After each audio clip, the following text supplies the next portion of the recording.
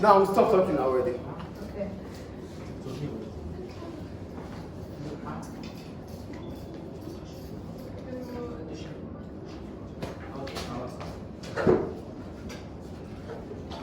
Stop already. We go to chapter 18, moral hazards, speculations, and market bubbles. But we're going to concentrate on moral hazard first. What is moral hazard? Stop talking, stop writing, sorry. For moral hazard, we're talking about a situation whereby an individual or group of individuals or institutions, they are protected from the consequences of their action. So they made the action, they did it, but they are being protected from, from the cost of that action. So, like I did something now, and instead of me to bear the consequence, someone else is going to bear the consequence. That is what moral hazard is.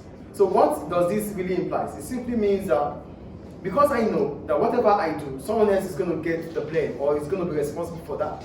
It might make me not to, to act sensibly. So I wouldn't care about whatever happens because I know whatever happens, I am not going to bear the consequence. Do we understand moral hazard here? Yes. So I wrote moral hazard.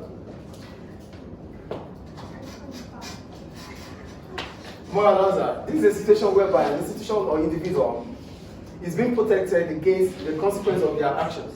Therefore, there is no precautions of to act sensibly when taking an action. Hello? It's a classroom already, So, like I said earlier, it's moral hazard because that individual or institution is being protected from the consequence of its action. Just to give us an example. Like I just said earlier, I could act whatever way I want to act right now. I could do whatever I want to do right now. I won't care about it because whatever happens afterwards, I'm not going to be blamed for it or I'm not going to be responsible. Do you get it? If, for example, now, like I'm teaching you right now, so if at the end of the day, all students fail, and I know really well that whatever happens to the student, failure or passing, it doesn't concern me. The students are going to be blamed. Then I might not put effort. I might not act. I might not be. I might be careless. I wouldn't care. So the point is, for the fact that I know that whatever happens to you guys, I'm not going to be blamed for it. Then I might act anyhow I like. That is moral hazard. But there won't be moral hazard because I have to be responsible as a teacher. And being responsible means taking care of how the class move or go away. Do we get the point? So there's always going to be market failure if one part has more information than another.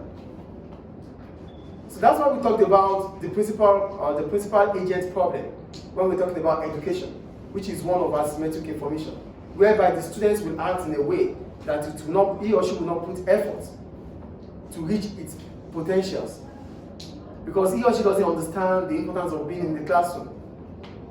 So it is the duty of the agent to ensure that things are well. So agents must ensure that they help students to understand the importance of being in the class. Towards the end of the note, I said the agents, such as school, teachers, administrations, they have to encourage, they have to find a way to let students understand those missing aspects, those information that they are missing, that does not allow them to reach their full potential. Teachers must encourage, teachers must let students understand that.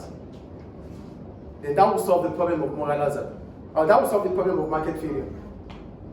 Do we understand? Yeah. So there's always going to be moral hazard because certain individual has more information than another, or certain individual understands that whatever happens to the third party does not concern him or her. Do we understand? So because it doesn't concern you, or it doesn't concern whatever happens to you, then I might act in a way that I don't think even about. And why am I not concerned about it? I'm not concerned about it because you don't even understand the importance of me acting the way I have acted. See that properly? Green, yeah, properly.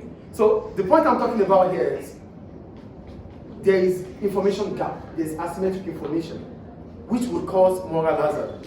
So if, as a teacher, like I'm saying earlier, if I'm as a teacher, I act the way I'm acting, and you are acting the way you are acting, whatever happens, I know deeply that I'm not going to be responsible for whatever happens to you guys, then there's information gap. You wouldn't know that you don't even know, but I know that I am not going to be responsible for whatever happens to you. So I'm going to act the way I'm acting, and you are acting the way you are acting. So the gap is what I have to fulfill. I have to fill the gap. How do I fill the gap? I fill the gap by informing you the importance of being in the classroom.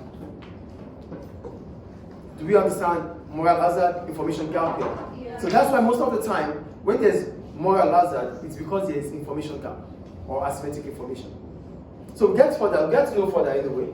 So here I wrote, one market where there is moral hazard is a financial institution. When we talk about financial institution, we talk about the banks. Yes? So when you said like you fill this gap, so it will be like a perfect market? Yes, because now we have full knowledge about